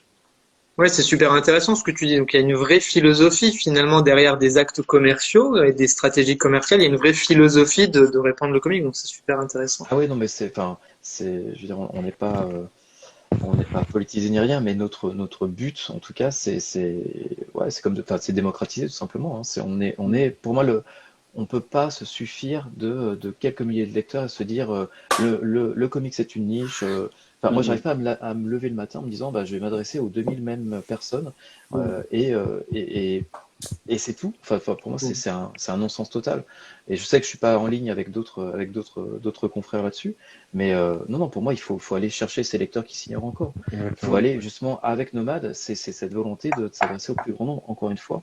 Euh, la question, je crois que j'avais vu ça quelque part, c'est pourquoi est-ce que vous faites pas du kids en nomade? C'est une vraie réflexion. C'est que du coup, aller encore moins cher que nos 10 euros qu'on propose pourtant en kids et Ouais. qui sont déjà des beaux objets pour seulement 10 euros. Bah oui, il y a peut-être, j'allais dire capitaliser sur l'innocence. Enfin, en gros, séduire l'innocent, comme disait C'est Frédéric ça. Bertham. Mais ouais, je pense qu'effectivement, il faut aller intéresser les enfants, il faut aller intéresser les copains, les copines, la belle famille de nos cœurs de lecteurs, en fait. C'est ça. J'ai 10 euros au lieu de t'acheter deux mangas, bah tu peux t'acheter deux nomades. Ouais. Et là, les parents sont contents. Oh, c'est bien, tu m'as même ramené de la monnaie. C'est super. C'est quoi, Transmétropo? Ah, non. Ouais. Tricher? C'est Tricher. ça. Ouais, Tricher. Tricher à 10 ans, c'est parfait. Voilà. Idéal. Les, Ouais, les, là, les t'attaques psys ton se adolescence. frottent les mains déjà. Les psys se frottent les mains. Éduqué par Garcenis, c'est le top. Voilà. Et après, t'enchaînes avec Alan Moore. Allez, hop. Hop, au lit. Mais oui, voilà, bien sûr, juste pour dire que il ne s'agit pas que de commercial. Sinon, enfin, moi, je ne serais pas resté. Enfin, c'est aussi simple que ça. C'est que ça... Non, il me faut autre chose vraiment pour me lever le matin, quoi. C'est ça. C'est que vraiment, si on arrive à faire découvrir les comics à travers cette gamme-là, mais ouais, on a tout gagné. Et voire même, c'est ça, même à minima, à faire découvrir Fable à des lecteurs de super-héros, ben, c'est C'est ça. génial. Bah voilà. Exactement ce qui s'est passé. Tu ressens ce clivage, toi, en tant qu'éditeur, au niveau des lecteurs, justement, de comics, entre ceux qui lisent que le super-héros et ceux qui lisent de l'indé, ou comment tu le perçois, toi, à ton niveau? Ouais, si, quand même. On Ouais. a le super-héros est quand même très représenté. Après, l'indé fonctionne et je dirais même fonctionne de plus en plus. Parce que Mm. là où on fait un effort de prix sur des collections comme Kids ou sur Nomad, on le fait également sur l'indé. Et là, on se rend compte que quand on fait baisser en fait la barrière enfin le ticket d'entrée tout simplement à 10 euros pendant quelques mois, eh ben, les gens osent et surtout découvrent. Et derrière, on voit il y a des ventes de tome 2 qui sont beaucoup plus importantes que ce qu'elles n'auraient été sans ce prix d'appel Mm. ou ce que je vois à la concurrence en fait. Donc il y a vraiment cette volonté, ouais, cette volonté, puis ce soutien de la direction, il y a aussi ça, hein. C'est que que soit, enfin, Paul, du coup, mon directeur C'est pour pas le nommer, moi. Non. Je précise. tu n'es pas assez corse, Ah, c'est en plus. me suit en fait dans cette volonté de, effectivement, on va perdre un temps, un tout petit peu d'argent sur les ventes de Thomas, mais après on va revenir. C'est quelque chose il y a vraiment un phénomène d'aspiration là-dessus. Mm. Donc on est au final gagnant sur cette politique qui peut paraître aberrante pour certains, mais qui porte vraiment ses fruits. C'est comme ça qu'on arrive à vendre, je sais plus, on doit être à pas loin de 15 000 exemplaires de Hyde Fairyland, du premier tome. Enfin, Ah ouais. Ah, ça, c'est ouais, excellent en plus. voilà, et on est là pour C'est le coup, génial. au-delà de ce qu'on peut espérer, même pour du super-héros, c'est un excellent chiffre, quoi. On a vraiment, je trouve, un catalogue indé, et c'est peut-être je réfléchissais à différents thèmes que je pouvais développer parce que j'ai une newsletter sur Substack et qui permet un petit peu de lever le voile sur la profession d'éditeur. Et je me disais, voilà, j'entends vraiment beaucoup, en fait, je ne savais pas que c'était vous, les 4%, mais voilà, ce discours des 4% qui, alors je vois toutes les entreprises, comment dire, les manifestations, en gros tout ce qui se met en place de bénéfique autour de ce constat qui pour moi est un petit peu erroné. Mais je trouve que du coup, il y a énormément de positif en fait dans cette énergie à défendre le comics, mais le défendre comme une cause perdue, pour moi, c'est rater un tout petit peu la cible, parce que j'en discutais, je crois que c'était on était avec Olivier Jalabert, Sullivan, invité par Emmanuel de la mystérieuse librairie nantaise pour leurs 10 ans, je crois, ou leurs 15 ans. Et en fait, on a eu ce début de réflexion, ce début de table ronde sur l'état du comics en France. Et moi, ma réflexion, en fait, elle est autre. C'est que oui, on nous sort le 4% parce que c'est un chiffre qui est sorti d'une analyse du GFK. Mais moi, je suis pas d'accord. C'est que le 4%, en fait, représente essentiellement du super-héros dans ce chiffre-là. Et je me dis, si le super-héros, qui est en gros un sous-genre du comics, représente 4% de la totalité des lectures de bande dessinée française, c'est quand même déjà pas mal. Et l'autre réflexion derrière, c'est que où est le reste du comics? En fait, ça dépend de l'éditeur. L'éditeur, il met dans un segment, il se dit, moi, je fais Saga, je mets ça dans du comics. Je fais Délicat, c'est également du comics. Mais tu as d'autres éditeurs, comme je crois que c'est Hors Collection, qui se dit, Calvin et Hobbes, non, c'est pas du comics. Alors que pourtant, Calvin et Hobbes, c'est de la BD américaine. Ah bah oui. C'est clair. On est vraiment là sur cette réflexion. Même le carton qu'a pu faire Jungle au moment où il publie les Simpsons, c'est du comics, mais c'est jamais agrégé Non, au c'est le même chiffre format 80 de comics. franco-belge, les Simpsons. Ouais. Le journal de Mickey, on est quand même sur une culture Oui. comics là-dessus aussi. Donc voilà, C'est vrai. à chaque fois, je trouve qu'il y a quand Ok. on parle de ces 4%, je pense qu'on ne parle pas vraiment de la totalité du comics et il faudrait agréger la bande dessinée d'origine américaine pour vraiment voir un petit peu l'influence. Moi, ce que j'aime chez les monstres, c'est les monstres. C'est du comics. Enfin, même si c'est Toussaint l'ouverture qui le fait, c'est du Oui. comics quand même. Ouais. C'est dans cette même culture. L'essentiel du catalogue aussi de Cornelius, c'est également du comics. Donc voilà, je pense que si on agrège tout ça, les 4%, on les explose en fait. Donc voilà, je pense qu'il y a faut prendre ça en compte.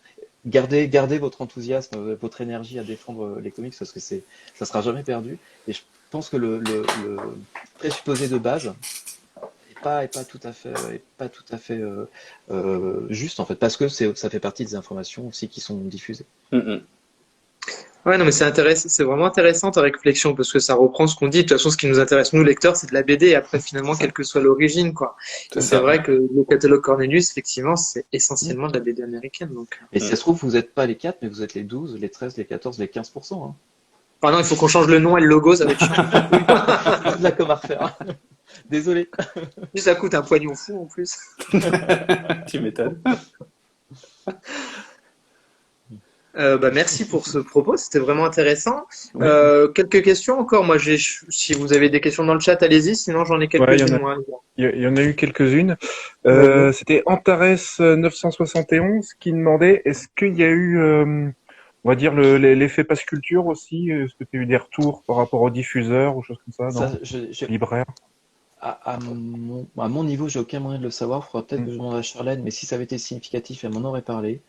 Il faudrait peut-être qu'on demande aux libraires, mais j'ai jamais eu. Pourtant, avec des libraires avec qui on a pas mal de retours terrain, j'ai jamais eu de trucs en ce sens.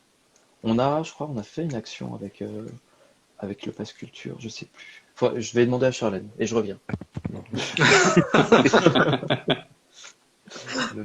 C'est vrai que le Pass Culture l'année dernière ou l'année d'avant quand il est sorti, ça avait énormément servi les dessins du manga. Oui, ça a accéléré, mais le phénomène était déjà. Oui, le phénomène est là depuis un certain temps maintenant, mais c'est vrai que l'effet Pass Culture, ça a fait bondir encore plus les ventes. Mais oui.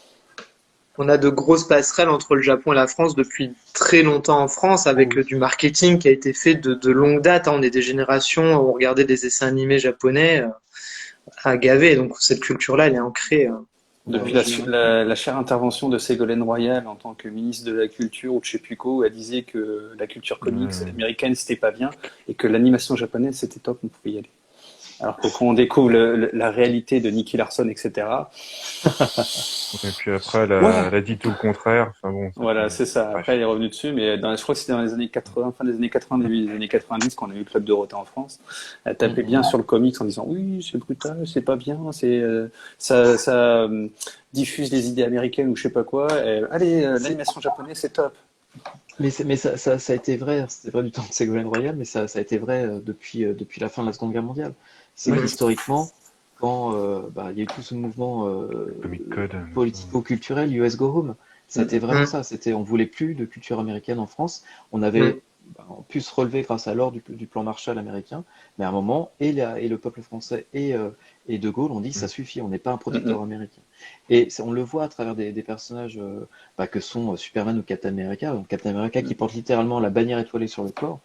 Ça a été, non, effectivement, US Go Home, tu ramènes tes comics avec toi. Donc il y a toujours eu, en tout cas, c'est là que je pense qu'il y a cette difficulté pour nous, enfin pour Urban et pour DC, à vendre Superman en France. Parce qu'on est vraiment sur cette empreinte historique très forte. Déjà, on n'aime pas les premiers de la classe, donc ça c'est nous les Français, on préfère les Ah oui, ça.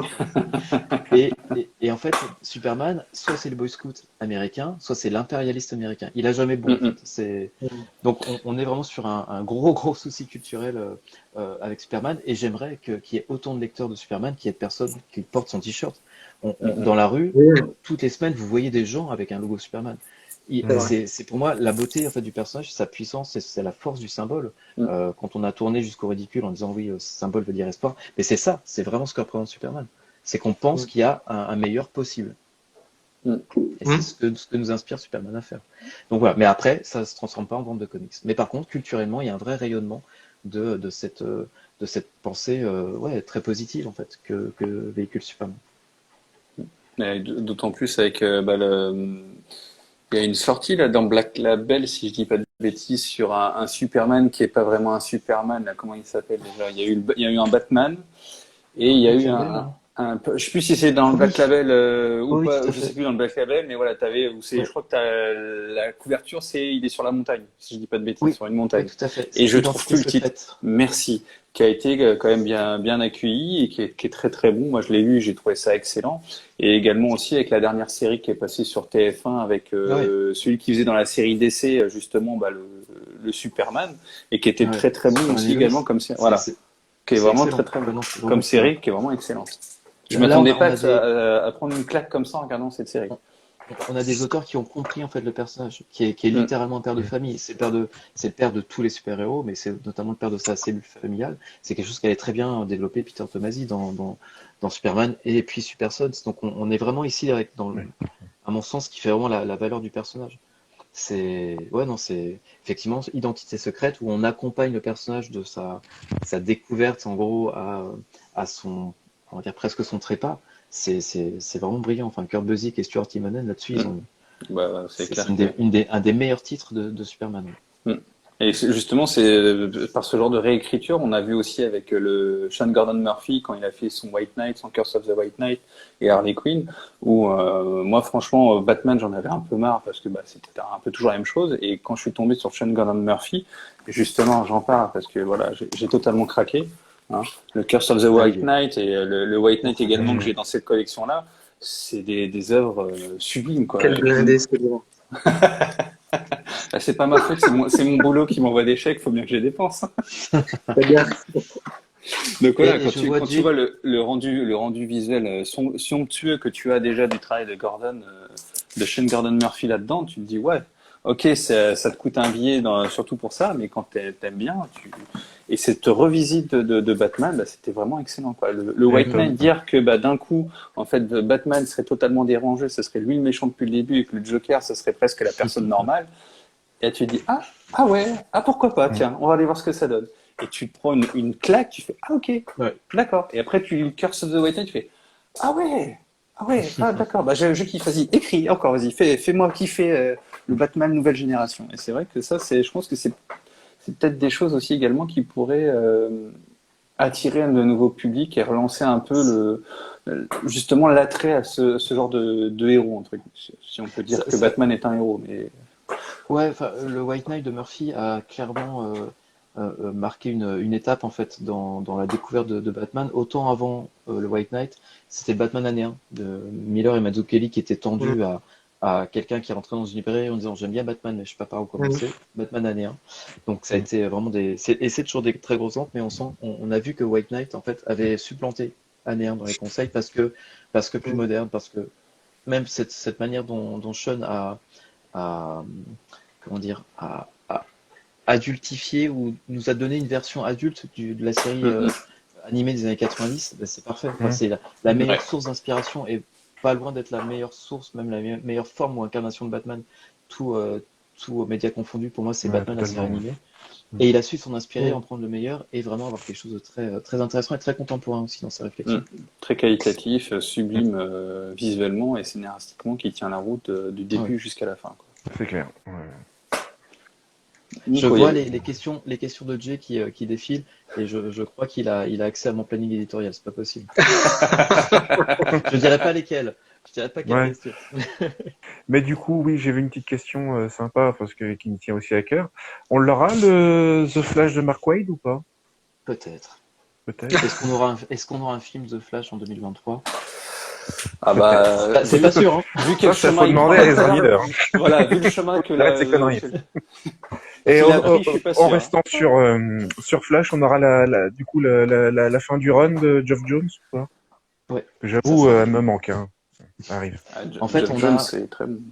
sur 2023, du coup, on dédie chaque mois de l'année 2023 à un auteur différent. James Ouais. Ford pour janvier, On a vu. Chip Zdarsky pour février, et pour mars, ce sera Geoff Jones. Et Ok. on terminera du coup son run à cette occasion, entre autres, parce qu'il y a plein d'autres choses qui viennent. Ouais. D'accord. Ah bah super. Ah, déjà, Cool. tu vois, on balance des infos comme ça. Alors, c'est cool. C'est que les personnes qui sont toujours là depuis le début vont avoir des infos en exclusivité. Et demain, il y aura le replay, donc il y aura d'autres personnes qui disent ah oui, il y a tout ça. Oui. C'est top.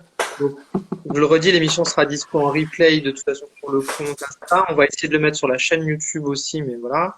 Donc vous pourrez revoir à loisir cette superbe C'est ça. interview. Comme il est presque 10h moins le quart, quelques questions encore sur Nomade, peut-être. Et puis avant de faire gagner le temps, qu'est-ce que vous en pensez, les copains? Ouais, Ça vous va? ça va très bien. On peut.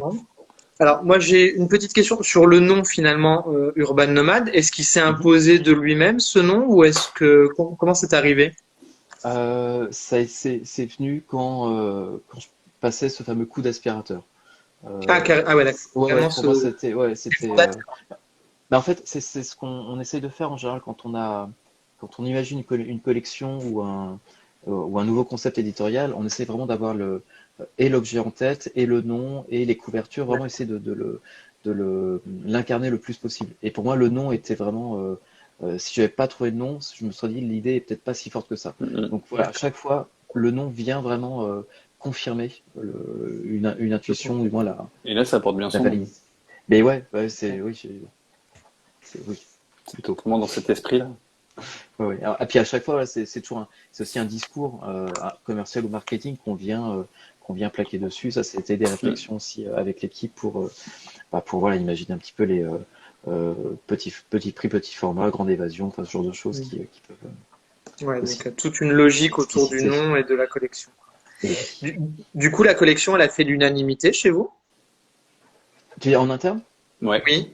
Ah oui, c'est ce que je disais quand le prototype nous est passé entre les mains. Et le deuxième fait, c'était quand on a vu la PLV, le tourniquet, on s'est dit, ah ouais, on en veut tous chez nous en fait. Ok. Donc ouais, c'est ce que je disais tout à l'heure, quand tu sens qu'il y a un truc qui frémit, quand je fais lire Saga à l'équipe et que je sens que même mon boss, qui est pas un gros lecteur de comics, me dit, il me dit, bon, c'est pas mal, mais c'est un peu court. Je dis, mais Paul, t'as lu que le premier numéro. Donc tu sens qu'il y a un truc qui est, il y a un potentiel qui est là, quoi. Ah bah, justement, en rebondissant sur Saga, excuse-moi Kevin, je rebondis Non, mais là-dessus. vas-y. Est-ce qu'il y aura un jour un intégral de cette série? Des 9 premiers par exemple, parce que le 10e, voilà, c'est la nouvelle saison qui recommence enfin. Est-ce qu'il y aura une intégrale dans la collection Urban comme ça, comme vous avez fait pour East of West? C'est Pas encore, possible, ou c'est pas dans les tuyaux? c'est possible, Voilà. mais pas avant plusieurs années. Non. Ah, c'est bien dommage parce que East of West, vu la qualité des intégrales, Et on moi je suis. terminé pour East of West. C'est pas En fait, faux. c'est ça. C'est qu'il y a encore des logiques commerciales. Je suis désolé, c'est à un moment faut qu'on puisse ramener un peu d'argent. Et c'est que voilà, mettre en intégrale une série qui n'est pas encore terminée. Alors c'est prendre un risque, hein, c'est que plein de gens foncent sur l'intégrale, et tant mieux. Mais c'est que derrière, si on a beaucoup de stock de la série en cours, on va se retrouver un petit peu juste quoi. Qu'est-ce qu'il y a? Oui, Deadly Class en nomade, c'est une excellente idée. Et Saga en nomade, ça sera envisageable, même s'il n'y a pas eu les intégrales avant. Si on revient sur l'origine de Nomade, c'était à coup, l'origine. Ouais. Mais pas pour l'instant, non. Parce que Saga, actuellement, il y a le pack des 2 premiers tomes à 20 €. Ouais. Et puis je pense qu'il y a encore une vie pour Saga à ce niveau-là. Pour Saga, ouais. On est vraiment sur Ouais, quelque surtout chose avec qui est une série avec les sorties du tome 10 qu'on a attendu je sais plus combien d'années avant de l'avoir. 3 ans et demi. Ouais, c'est ça. Donc, moi, je me suis carrément acheté l'énorme intégrale en anglais des 9 premiers tomes. Tellement je pouvais pas. Ouais. Voilà, le compendium 1 qui est sublime également.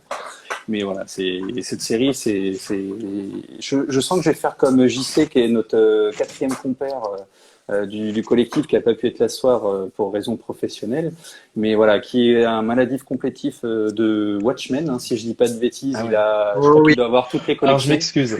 Je crois qu'il doit avoir toutes les collections existantes de Watchmen, si je dis pas de bêtises. Dans celle-là. Voilà, c'est ça. Donc je sens que Saga, ça va être ce genre de série où je vais prendre le cartonné, je vais prendre le nomade, je vais prendre la belle collection, l'intégrale, parce que c'est une série qui est démentielle. Pour ceux qui connaissent pas, foncez sur Saga en ce moment. Les 2 premiers tomes à 20 €, c'est la bonne affaire du moment. C'est très très bon. Il y avait des petites questions sur le chat, enfin une qui revenait assez souvent. Y aura-t-il des omnibus un jour chez Urban? Mais est-ce que les Urban cultes, c'est un petit peu un Ah ouais, omnibus qui n'en a pas le nom. exactement, on les fait déjà en fait. C'est que quand on Oui, fait voilà. même Crazy in Infinite Earths, on a le contenu Oui. de Mm. l'omnibus. Donc c'est vrai qu'on n'est pas du tout parti dans cette logique-là.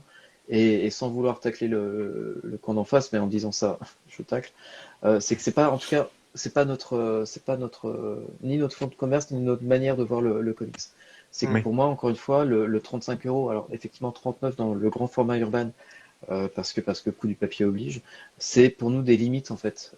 À quelques Mm. exceptions près, c'est quelque chose qu'on ne veut pas franchir parce qu'on veut que nos bouquins restent quand même accessibles au plus grand nombre. On veut être capable aussi de les réimprimer facilement. On ne veut pas non plus imprimer en Chine, en Inde. Bref, il y a aussi des logiques, on va dire un peu éthiques derrière, et qui moi, voilà, je sais que ça ferait plaisir en fait à 500 000 personnes, et on ferait de la thune, hein. On pourrait mettre effectivement des bouquins à 80 balles. Moi, c'est pas pour ça que je fais ce métier-là. Je suis là pour qu'il y ait un maximum de personnes qui aient accès au contenu. Donc voilà, c'est ma réponse. Ok. Qui est une Bah, très bonne réponse. Qui est clair. Qui est une très bonne ouais, réponse. super. Est-ce que Et tu as d'autres questions, Nico? Ou pas, dans le chat? moi, j'en ai une Que- petite comme ça. Est-ce que tu vas avoir des exclus, de nouveaux contrats qui sont signés, des trucs qui sont pas encore parus, qui Monte arrivent ma des boîte États? mail.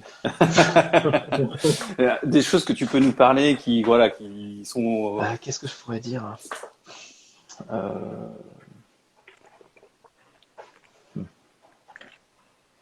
hmm. Non, ça je peux pas. Ça je peux pas Repose-moi la encore. question à la fin, j'aurais peut-être quelque chose, mais effectivement, je suis en train de scanner ma boîte C'est mail. ça, c'est. Non, Alors, ça pas possible. Ça, faut surtout pas dire. moi, j'ai deux questions, du coup. Une perso et une moins perso. Alors, on va commencer par la moins perso. Qu'est-ce que vous attendez, vous, Ruban, et toi en particulier, ou chez vous, qu'est-ce que vous attendez de la communauté, finalement, des fans de comics? Qu'est-ce que nous, on peut vous apporter, finalement, comme retour ou comme pour vous accompagner dans le partage de tout ça? Qu'est-ce qu'il y a quelque chose que vous attendez ou est-ce que vous attendez rien? C'est intéressant, ne demandez pas ce que l'Amérique peut faire pour vous, mais ce que vous pouvez faire pour l'Amérique. Euh, c'est intéressant. Je pense que ce que vous faites, déjà, ce type d'animation en live sur Insta, c'est quelque chose d'important. Ok. Je fais aussi la communauté qui existe, hein, sur Twitter, on va dire Mhm. hors les dramas. Oui. Je trouve ça très, très dynamique. Après, il y a toujours la forme, on va dire, un peu solitaire j'ai mon site, j'écris un article, ça. Moi, j'ai commencé comme ça, hein, donc c'est quelque chose dans lequel je me reconnais aussi. Il y a peut-être un peu de médiation en librairie, c'est qu'en fait, moi, c'est ce que je fais à titre perso pro, c'est que je vais beaucoup dans les médiathèques, dans les librairies. Je prends vraiment mon bâton de pèlerin pour aller parler. J'étais au festival de Montsartou vendredi dernier pour parler à des médiathèques et leur expliquer un petit peu le comics. Ça, c'est quelque chose qui peut peut-être, si vous êtes motivé à ce point, hein, aller voir votre libraire en disant voilà, est-ce que vous êtes allé sur le comics, est-ce que vous pensez qu'on Mhm. peut faire une soirée, il y a des, c'était, comment ça s'appelait? Et c'est Florent de, ah mince, je me souviens plus, d'une super librairie qui, lui fait des nuits en fait de lecture où D'accord. c'est très Excellent. familial et il y a quelqu'un qui anime un petit peu quand c'est pas lui. Et voilà, ils se font des nocturnes en fait dans les librairies. Donc je pense qu'il y a des petites animations, des Ok. petites médiations comme ça Mm. qui sont toujours possibles. Après, c'est du temps, hein, c'est aussi quelque chose que vous Ah oui. faites à côté de votre taf régulier. Mais ouais, je Même pense que pendant, même pendant. je pense que c'est cette formation auprès des personnes qui peuvent le plus. Enfin, ça peut être votre copain sur Twitter que vous essayez de convaincre, mais je pense qu'un libraire, si vous réussissez à le convaincre et à devenir un peu son référent comics, s'il en a Mhm. besoin, c'est quelque chose qui peut vraiment, vraiment aider, quoi, au niveau Mm. de la médiation. Mm. Ça, ou si vous êtes Ok. animateur France Inter, parlez de comics, ça aide. Est-ce que tu as d'autres questions? J'en pose une dernière avant qu'on conclue et qu'on fasse gagner le tome. Oui, si, il y avait une question là pour du Wakestorm. Est-ce qu'on aura Wildcats, Gen 13, des choses comme ça, un jour peut-être, éventuellement? Parce que là, la grosse mode avec Spawn, chez Delcourt, il y a eu Ouais, Phasome qui est ressorti, tout ça, donc voilà, ouais. C'est des souvenirs émus, bien sûr, de mon adolescence. Euh, on verra. Joker. C'est pas satisfaisant, je suis désolé, mais on verra. C'est mieux que non, hein. oui, tout à Oui, fait. c'est mieux que C'est non. toujours mieux que non. Ça nous laisse un léger espoir. Et du coup, le Batman chronique, du coup, bon Batman succès. Chronicles. Ouais, Ouais. ça c'est la raison pour laquelle on a eu un petit raté qui nous a empêché de proposer un troisième tome en 2022, donc il arrive en janvier Hein. 2023. Mais oui, on se rend compte que là encore, on parle de création de collection et d'intuition. Là, l'idée de base, hein, c'est juste un peu ambitieuse de proposer la série ultime sur Batman. En gros, de tout Mhm. faire. Euh, en tout cas, ça, on se rend compte que quand on y met les moyens, quand on met le bon objet, quand on met le bon contenu, parce qu'il ne s'agit pas juste de pousser du papier ou d'empiler les épisodes, c'est que vous avez vu, si vous avez lu un peu la chose, c'est qu'on vient Mhm. vraiment l'éditorialiser, le contextualiser. C'est ça. C'est presque, pour moi, ce qui est le plus important, en fait, c'est d'avoir effectivement le support qu'est l'épisode, mais d'expliquer aussi derrière d'où ça Mhm. vient. Enfin, pourquoi est-ce que Denny O'Neil, donc l'éditeur de Batman, avait du mal à recruter un dessinateur à une époque, ils essayaient de décaler Mazzucchelli, c'était pas possible. Enfin, pourquoi est-ce que d'autres ont claqué la porte parce qu'on les a pas laissé des histoires en Ouais. fait qui existent autour des comics. C'est des vrais morceaux de culture. Et on a la chance sur Batman Chronicles d'avoir Bob Greenberger qui a été éditeur chez DC, qui était dans les parages en fait quand Denny O'Neil publiait Batman, qui a ensuite lui été éditeur de la Suicide Squad et de Doom Patrol. Donc on a vraiment la chance d'avoir ce témoin de cette époque-là qui vient nous donner ses réflexions, ou aussi également il source beaucoup sur des interviews, notamment de Comics Alliance, et à chaque fois étayer un propos qui est... moi je sais qu'à chaque fois que on reçoit ces salves d'articles, c'est Noël avant l'heure, c'est vraiment ça. Et on va développer, au-delà de Batman, le concept des Chronicles, parce que ça fonctionne. On voit que ça intéresse vraiment les gens. Là, je voyais même en termes de vente, c'est que ça n'a pas forcément tapé très très haut, mais là c'est très très régulier, avec des C'est pics constant. Mhm. qui augmentent également. Donc pour moi c'est très sain en fait Ouais. ce type de. C'est que c'est un bouquin qui visiblement commence à rester dans les Dans les rayons déjà, chroniques. qui est exactement, qui tourne, qui Oh. est conseillé. Et à partir de là, il n'y a pas de raison, en fait, Mhm. si on pense que le format est bon, d'avoir créé cette espèce d'ensemble cohérent année par année, mais surtout vraiment en termes d'aller chercher les épisodes, c'est certain, mais également parfois certains récits complets qui viennent marquer des ruptures un petit peu dans le personnage. Si on se rend compte que ce format-là rencontre son public, plutôt que de sortir un, je sais pas moi, le Batman Cataclysme par exemple à l'époque, ça n'a pas marché de ouf. Je pense que quand il sera intégré dans un ensemble aussi cohérent que Chronicles, ça aura beaucoup plus de sens. Ou c'était quoi? C'était Batman Venom, on l'a jamais fait. Parce que ça aurait été le même effet d'avoir un peu le bouquin hors sol, qu'on ne sait pas trop, si vous faites pas d'effort, vous ne savez pas comment trop le rattacher, même si on vous met une super intro et une timeline pour vous expliquer où ça se situe. Je pense que l'avoir dans un continuum, dans un ensemble aussi cohérent que Chronicles, ça fonctionne vachement mieux. Je dis pas qu'on va en vendre 15 000, c'est pas le but, mais en tout cas, moi je veux créer cette collection de références que va être qu'est DC Chronicles, et du coup en faire bénéficier d'autres personnages de DC. Ouais. Mhm. Parce qu'il y en a Ok, eu aux ok. États-Unis, il y a eu la JLA, il y avait Superman, je crois, qui était sorti.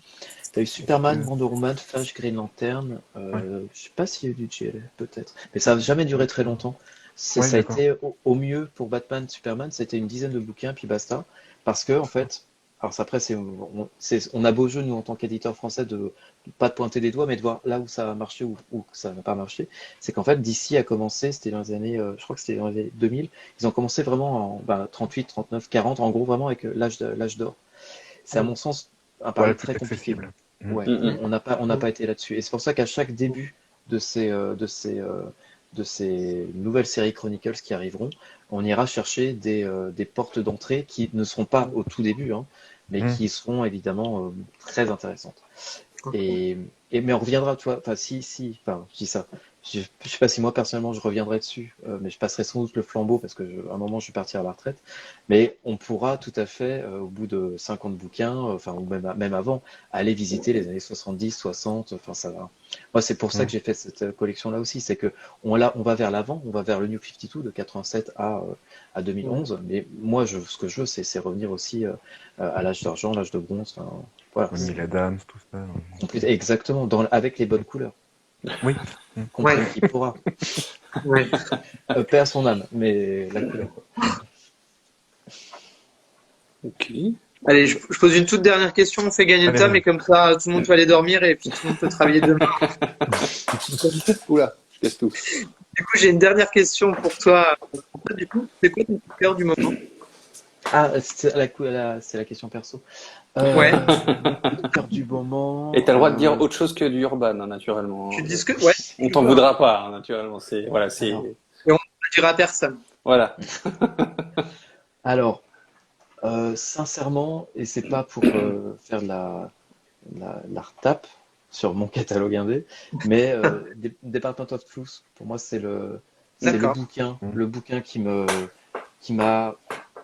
C'est très, pas très bon. réconcilié, qui m'a pas réconcilié avec l'indé, mais qui m'a au moins montré que la communauté des auteurs américains avait ça en eux. C'est qu'en fait, j'ai attendu pendant 4 ans, durant toute l'ère Trump, en fait, que les auteurs réagissent. J'attendais que Remender, j'attendais que Aaron, vraiment, Ouais.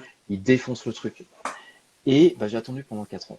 Et je pense qu'après, je leur en veux pas, hein, et chacun réagit comme il peut à ce genre de cataclysme, mais je pense qu'il y a une espèce de chaos debout, en fait. Les auteurs n'ont pas compris ce qui leur était tombé dessus, les auteurs qui sont quand même en grande majorité des démocrates. Je pense qu'il y a eu une vraie situation de sidération. Et c'est James Tynion Ford qui le dit lui-même, hein, il dit, bon, j'ai pas compris ce qui s'est passé, et quand il a vu du coup se développer ces thématiques de conspiration, d'ère post-réalité, enfin on en arrive à des aberrations. Je trouve ça Buvez de la incroyable. Javel contre le Covid, ça vous fera du bien. Exactement. Et que ça devienne en fait une réalité pour certaines personnes. Moi, ça me fascine en fait, cette idée que le discours façonne la réalité. C'est un concept philosophique qui est ultra puissant et qui là, je trouve, est extrêmement bien illustré par les mots de Tynion Ford, mais également par le dessin de Martin Simons. Tout à fait. Dessin qui est très dur, hein, qui est anti-commercial au possible, mais on n'imagine pas qu'il soit dessiné autrement en fait après. Oui, ça Et je trouve en fait, c'est une série qui, en plus, décrypte, qui est vraiment complètement dans son temps, qui décrypte ce phénomène des conspirations, qui en même temps établit la conspiration comme les mythes modernes en fait, les creepypasta, les SCP, enfin toute cette culture qui est née notamment d'Internet, mais qui remonte quand même à l'assassinat de JFK. On arrive vraiment ici à c'est nos contes et légendes modernes, quoi. Je trouve ça passionnant, et surtout avec ce propos ultra intelligent de ne pas stigmatiser ceux qui croient. C'est pour moi ultra important aussi que quand tu lis un bouquin, tu te sens pas insulté. Il arrive. Par contre, ce qu'il arrive, et c'est le côté intelligent de James Tynion Ford qui est, je pense que j'ai hâte de le rencontrer, et en tout cas de le rencontrer maintenant parce qu'on s'est déjà rencontré mais il y a très longtemps et trop tard et trop en état d'ébriété. On aura cette discussion, j'espère, d'avoir en gros, de faire comprendre, même à ceux qui croient, en gros, quel est le but de ceux qui vous poussent à croire, en fait. Quel est le endgame, en fait, de ces personnes-là. Vous pouvez croire ce que vous voulez, et ça répond certainement à des besoins, à des manques ou à des envies. Mais au-delà de ça, il y a des gens, quand même, qui instrumentalisent ce truc-là. Et c'est aller, justement, taper au-dessus. C'est lever ce voile-là aussi, en fait. Donc, ouais, non, voilà. Alors, j'ai beaucoup parlé, désolé, sur Department of Truth, mais Do a Powerbomb de Daniel Warren Johnson, ouais, ça c'est... Voilà. C'est totalement ma cam et tu me l'as super bien vendu. Ah, c'est excellent, c'est excellent. Franchement, fonce, c'est excellent. C'est ma cam, très voilà, super. Mes auteurs cultes, de toute façon. Du coup, on fait comme on a dit hier, les copains? Bah ouais. Allez. Du coup, toutes les personnes qui sont encore connectées, on vous invite à mettre le petit mot nomade dans le chat. Ce sont plutôt pas mal. Et puis, notre ami Nico va tirer au sort à un moment donné. On va demander à François de dire stop quand il aura déroulé dans le chat. Voilà, la main innocente. Et on vous fait gagner. Une seule fois nomade, ça suffit, je pense. C'est ça, pas 28. Voilà. Donc, c'est offert par la maison, la mienne, du coup. Donc, je dis stop quand je veux. Allez, attends, il y en a pas encore assez, ça se déroule. Normalement, il devrait en avoir 20 minimum, parce qu'il y a 20 personnes qui nous citent depuis le début, donc merci à elle. Non, il y a plus, Radon, il est pété ton compteur. Bah, moi, je suis à 20. Je te dis, ça bug chez moi. Ah ouais, bah, moi, ça a bugué. Alors, moi, je suis à 20, mais ici, il y en a 31, c'est pas. Allez, on peut commencer à scroller. Vas-y. Allez.